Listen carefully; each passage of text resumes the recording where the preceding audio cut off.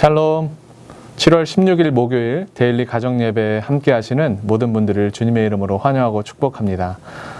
가정에서 예배를 드리는 일이 결코 쉽지 않은 일입니다. 구별된 장소에서 구별된 시간에 또 구별된 마음으로 예배하는 일이라 더욱 그런데요.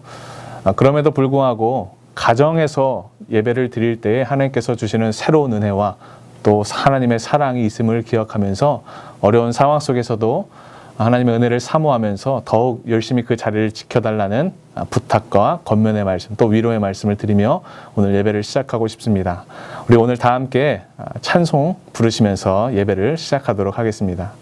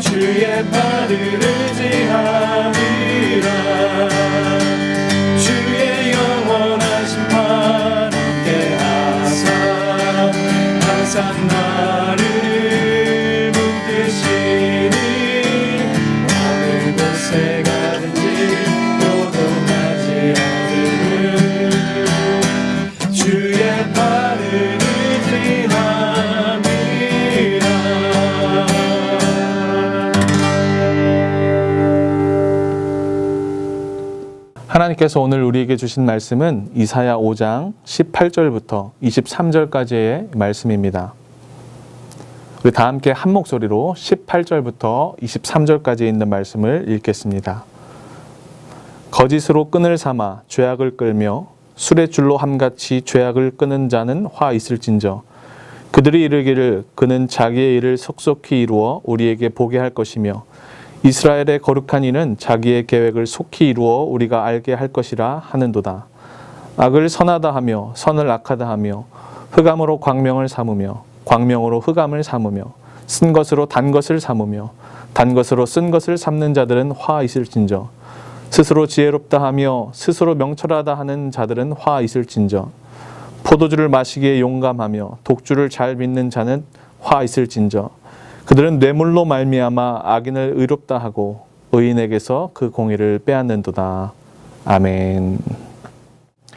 오늘 본문은 하나님의 말씀을 무시하고 저지르는 사람들의 죄악, 그리고 그런 불순종을 내버려 두지 않으시고 반드시 심판하시겠다는 하나님의 경고의 말씀을 전하고 있습니다.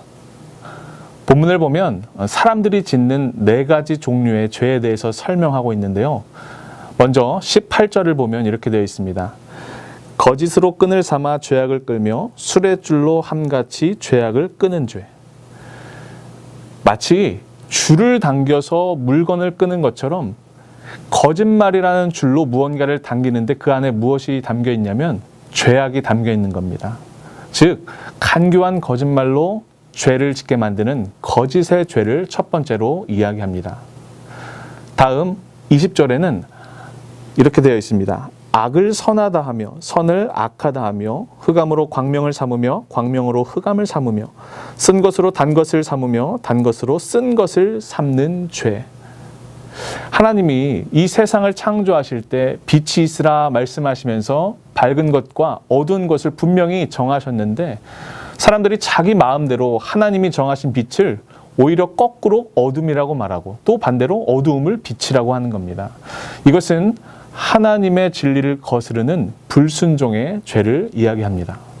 세 번째로 21절에 이렇게 되어 있습니다. 스스로 지혜롭다 하며 스스로 명철하다 하는 죄.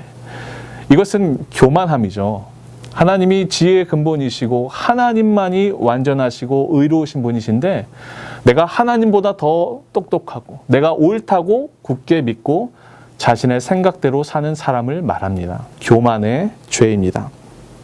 마지막으로 22절에 이런 말씀이 있습니다. 포도주를 마시기에 용감하며 독주를 잘 빚는 죄. 여러분, 포도주 마시기에 용감하다라는 뜻이 무슨 말일까요? 메시지 성경에 보니까 이 구절을 이렇게 표현하고 있습니다. 술 마시기 대회 챔피언 트로피를 모으는 사람. 여러분 주변에서 이런 말 하는 거 들어보셨죠? 나 술 몇 병까지 마실 수 있어. 나는 술을 매일 마실 수 있어. 괜찮아 나는. 이런 말들을 하는 것이죠. 이것은 매일같이 목적 없이 나의 즐거움과 쾌락만 쫓아가는 방탕의 죄를 말하는 것입니다. 그래서 오늘 이제 본문 24절 이후에 보면 하나님께서 이런 거짓과 불순종 그리고 교만, 방탕의 죄악을 보시면서 이런 사람들은 화가 있을 것이다. 다시 말해 하나님의 심판이 있을 것이라고 경고하십니다. 여러분, 우리는 왜 이렇게 하나님께서 기뻐하시지 않는 죄를 지을까요? 거짓의 죄, 하나님의 말씀을 거역하고 교만하고 쾌락을 쫓는 죄를 왜 이렇게 우리는 짓고 있을까요? 그 이유는 바로 우리 안에 하나님의 말씀이라는 절대의 기준이 없기 때문입니다. 하나님의 말씀이 우리의 삶의 기준이 되어야 우리의 믿음이 흔들리지 않는데 그 기준이 없다 보니까 우리가 처한 상황에 따라서 이리 흔들리기도 하고 저리 흔들리기도 되는 것입니다. 성경을 보면 하나님께 책망을 받은 사람들의 이야기가 여러 가지로 소개됩니다. 아나니아와 삽비라 이야기 아시죠? 그들이 왜 거짓말을 했을까요? 그들의 삶에, 그들 안에 하나님의 말씀이 없었기 때문이죠. 요나는 왜 다시스가 아닌 니느웨로 가는 불순종의 죄를 저질렀을까요? 사울은 왜 교만하다고 책망을 받았을까요? 그 안에 하나님의 말씀이 기준되지 않았기 때문입니다. 말씀이 그 안에 없다 보니까 순간 주변에서 사람들이 옳다고 말하는 것을 따라가고 또 내가 말하고 싶은 것이 또 내가 하고 싶은 것이 나의 삶의 기준이 되어 결국 하나님이 기뻐하시지 않는 죄를 짓게 되는 것입니다. 사랑하는 우리 미디어 교회 성도 여러분, 지금 여러분들의 삶을 이끄는 기준은 무엇입니까? 돈입니까? 친구의 말입니까? 아니면 주식 정보입니까? 아니면 나의 생각입니까? 이런 것들은 모두 시간이 흐르면 결국 변하고 썩어 없어질 것들입니다. 그러나 변하지 않는 영원한 진리가 있습니다. 바로 하나님의 말씀입니다. 이 절대 진리를 붙잡아야, 그리고 그 진리가 우리 안에 있어야 우리가 언제나 올바른 길로, 하나님이 기뻐하시는 길로 나아갈 수 있습니다. 혹시 현재 여러분들의 삶이 칠흑 같은 어둠처럼 느껴지시는 분들 계십니까?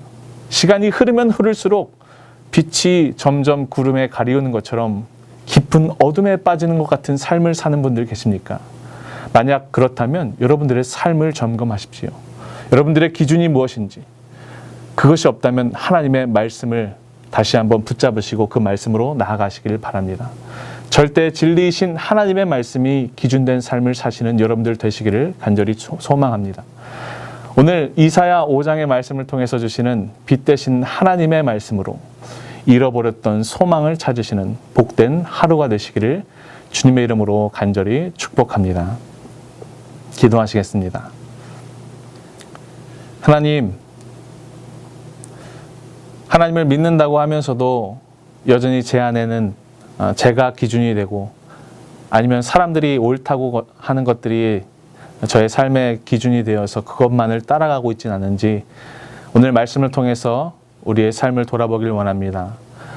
언제나 우리의 진리가, 우리의 절대 진리가 되신 하나님의 말씀이 우리 안에 있어서 그 말씀을 기준으로 우리의 삶이 더욱더 하나님 보시기에 합당하게 되며 하나님이 기뻐하시는 삶을 사는 우리 모두가 될 수 있도록 하나님 축복하시고 인도하여 주시옵소서.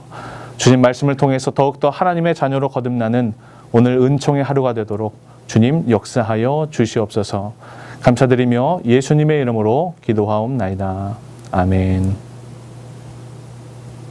하늘에 계신 우리 아버지여, 이름이 거룩히 여김을 받으시오며 나라가 임하시오며 뜻이 하늘에서 이루어진 것 같이 땅에서도 이루어지이다. 오늘 우리에게 일용할 양식을 주시옵고 우리가 우리에게 죄 지은 자를 사하여 준 것 같이 우리 죄를 사하여 주시옵고 우리를 시험에 들게 하지 마시옵고 다만 악에서 구하시옵소서. 나라와 권세와 영광이 아버지께 영원히 있사옵나이다. 아멘. 네, 이제 함께 우리 기도하실 텐데 오늘 특별히 기도를 부탁드리는 제목은 우리 청소년 학생들을 위해서 기도해 주셨으면 좋겠습니다. 잘 아시다시피 코로나19로 인해서 오랫동안 학교에 가지 못하는 그런 어려운 상황들이 있었습니다. 특별히 우리 중학교 1학년 학생들은 중학생이 됐음에도 불구하고 3개월 동안 학교에 가지 못해서 온라인으로 수업을 받았고 또 우리 고3 친구들은 현재 수능이 연기돼서 많은 불안과 근심 속에 공부하고 있습니다. 우리의 기도가 더욱더 절실히 필요한 때인 것 같습니다.